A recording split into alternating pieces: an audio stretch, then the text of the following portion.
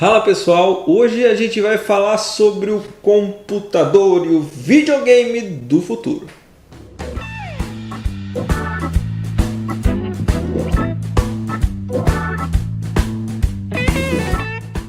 Antes de começar o vídeo, eu vou pedir para você que ainda não é inscrito, clicar aqui embaixo no botão inscrever-se.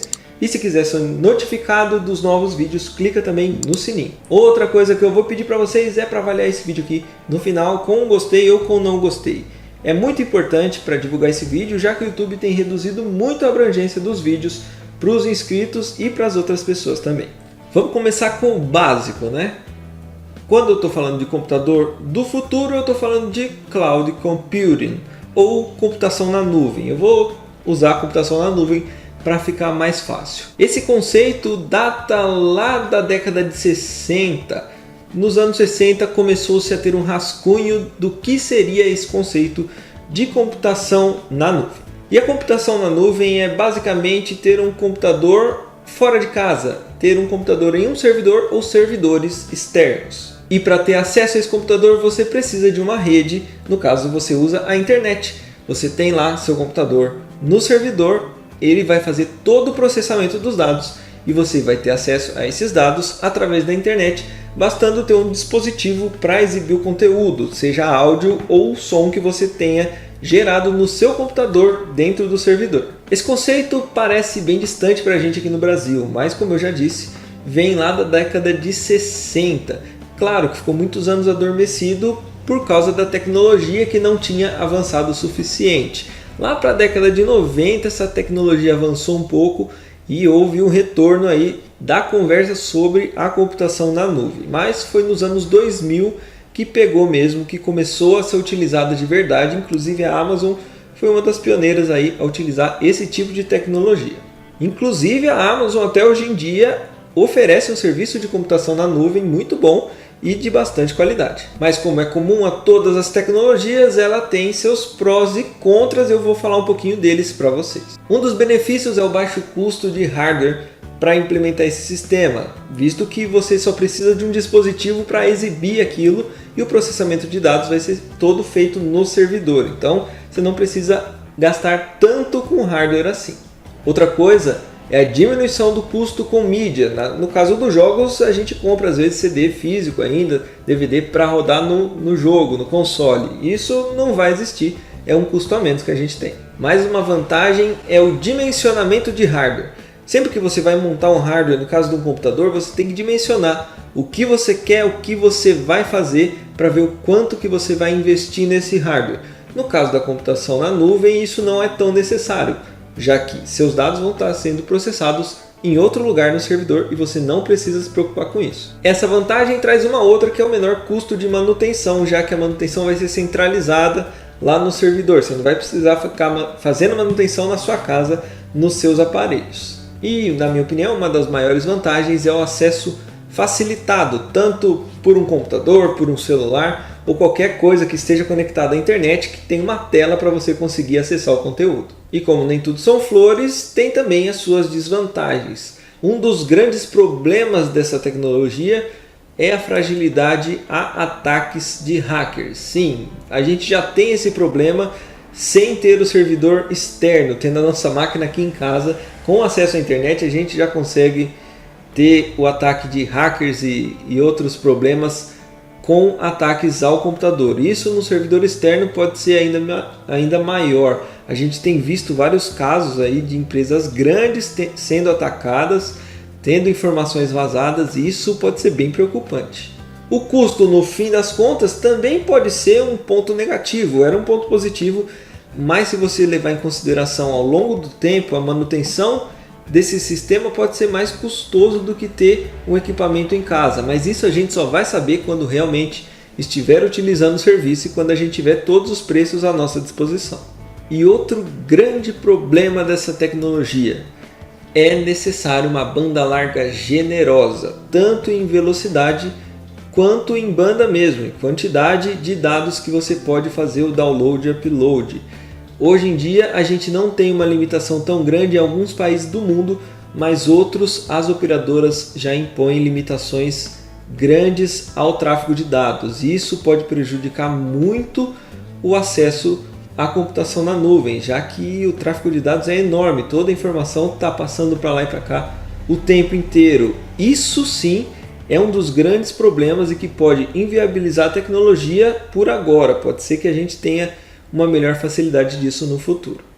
E tem um problema que aí não tem para onde escapar. Sem internet, sem nada, né? Se a gente chegar num ponto que a gente tiver só os dispositivos de exibição, como um aparelho celular, um computador sem processamento, tá sem internet, você não tem mais nada. Você vai ter todo o seu processamento de dados perdido porque você não tem acesso à rede.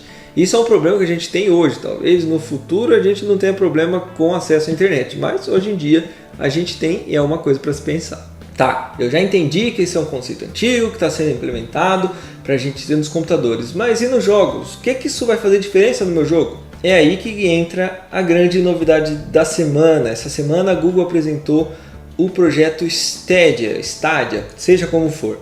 É um projeto já para implementação e uso no ano de 2019 de computação na nuvem aplicada aos jogos. Na verdade é um serviço de streaming de jogos que você usa o servidor para acessar seus jogos e jogar de qualquer dispositivo, só acessando o aplicativo, aba na internet, tanto faz. Seria um modo para disponibilizar os jogos para você acessar de qualquer lugar com a sua internet, fazendo o cloud computing, a computação na nuvem. Isso é bem interessante. Se a gente olhar para um passado não muito distante, a gente utilizava DVD, um pouquinho mais para trás, até o VHS, para assistir vídeos. Se você falar isso com uma criança hoje, ela nem vai saber o que é. Chegaram aí algumas empresas no mercado, como a Netflix, e trouxeram o streaming de vídeos, streaming de filmes, algo que parecia meio estranho no começo, as pessoas não aceitavam muito bem, não entendiam como ia funcionar e preferiam ir na locadora lá pegar seu filme para assistir. Hoje em dia, se você falar para alguém que não tem filme na Netflix, é capaz até dela desistir de assistir, porque ela não vai atrás, é só Netflix que tem e acabou. Durante as últimas semanas, a gente também tem ouvido muitas informações sobre um novo console da Sony, o provável PlayStation 5, e um novo console também da Microsoft. Aí o Xbox, não sei o que eles vão colocar no nome desse novo console. Seria um console físico da próxima geração, já que a geração atual, PlayStation 4 e Xbox One, está chegando no fim do ciclo. Seria uma nova geração de consoles. Será que a Google se antecipou demais em trazer uma tecnologia que ainda não dá para usar completamente? Ou ela está sendo pioneira e vai levar o mercado de uma vez só? Se o sistema de streaming de jogos da Google realmente funcionar, eu acredito que vai revolucionar o mercado de consoles e pode, inclusive, essa próxima ser a última geração de consoles que a gente tem acesso. Eu falo isso porque a Google traz um conceito um pouquinho diferente. Você vai continuar utilizando os seus dispositivos de controle, tanto do PlayStation 4, do Xbox One, mouse e teclado, seja o que for, mas eles também oferecem um controle personalizado e próprio que tem acesso direto à internet, sem precisar conectar a um computador ou a um outro console. O controle tem acesso direto à internet, você só precisa exibir essas imagens e som em algum dispositivo. Se isso realmente funcionar, se não for uma jogada aí, uma cartada como foi a realidade virtual, que ainda não pegou, que ainda não funciona direito, isso aí vai ser um tiro muito certeiro dado pela Google. A gente sabe que a indústria de jogos e de videogames já é antiga e bem calejada com o tempo, mas a gente não pode esquecer que líderes de mercado de alguns anos atrás, não faz muito tempo, hoje em dia a gente nem lembra mais, quando a gente fala de videogame, a gente nem cita mais o nome deles. E é meio óbvio que não vai ser de uma hora para outra que vai sumir os consoles. Mesmo tendo a Netflix, ainda tem gente que gosta de comprar seu DVD, seu Blu-ray, guardar em casa aquele seu filme, sua série favorita e deixar guardado para assistir na hora que quiser. Tem gente que gosta disso, tem gente que ainda tem CD em casa, tem gente que tem vinil e prefere ouvir no vinil. Então vai ter gente também que vai preferir ter seu console em casa, jogar em casa no console, sem precisar ter esse recurso do streaming de jogos. E outra coisa, a globalização está aí, mas a maioria dos países ainda não tem uma internet de ponta para conseguir usar essa tecnologia. Então, pode ser que os consoles ainda durem um bom tempo, mas já é bom ver uma tecnologia nova surgindo. Não pense que a Sony e a Microsoft vão deixar isso para trás. Eles também estão correndo atrás do serviço de streaming deles, de uma forma talvez um pouco mais cautelosa, pensando um pouquinho mais no futuro. A Google foi pioneira, lançou isso no mercado, não lançou no mercado, mas lançou a ideia primeiro e eles vão seguir fazendo. A gente pode ver surgindo aí uma nova gigante dos jogos. A gente pensa que a Google não tem muito jogo, mas é só olhar na Play Store, eles têm muitos jogos, eles sabem lidar com jogos e isso pode vir crescendo a cada dia. Fora que a própria Google falou que vai começar a investir em jogos próprios, jogos exclusivos, feitos por ela. Isso pode ser sensacional para a indústria dos games. Pode ser tudo muito para o futuro, mas só a ideia da gente não precisar investir um rio de dinheiro para comprar um computador parrudo, um videogame fodástico que rode todos os jogos a 60 FPS, já é bem legal, já é bem interessante. Sem contar que os limites para a criação de gráficos cada vez mais realistas e mecânicas de jogo muito mais elaboradas, muito mais complexas, mapas que conseguem se modificar em tempo real, é muito interessante. Os consoles e os computadores ainda limitam a geração e a criação de jogos, né? Então essa limitação com um poder computacional muito maior fica cada vez menor e a gente pode ver aí títulos surgindo com cada vez mais tecnologia. Aqui no Brasil a gente fica imaginando quando é que a gente vai ter uma internet para poder receber um tipo de serviço desse. A tecnologia avança muito rápido, alguns anos atrás a gente nem imaginaria isso, mas hoje em dia já dá para a gente pensar quando é que a gente vai poder participar dessa brincadeira.